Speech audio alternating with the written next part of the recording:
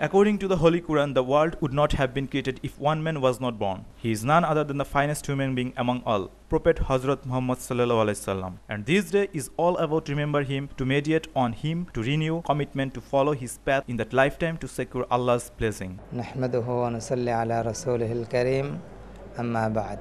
আজ 12 রবিউল আউয়াল। এই দিনে রাসূলুল্লাহ সাল্লাল্লাহু আলাইহি ওয়াসাল্লাম পৃথিবীতে আগমন করেছেন। মা আমেনা এর পূর্বে স্বপ্নে দেখেছিলেন যে তোমার ঘরে, তোমার গর্ভে এমন একজন ব্যক্তি আসবে যে নাকি সারা পৃথিবীর বাদশা হবে। Learned men and scholars focus on the life and teaching of Prophet Muhammad sallallahu alaihi wasallam and inspire people to follow the path as described in Quran and Sunnah. Hence, the festival gives a chance to people to introspect their deeds and think of ways of being a better person.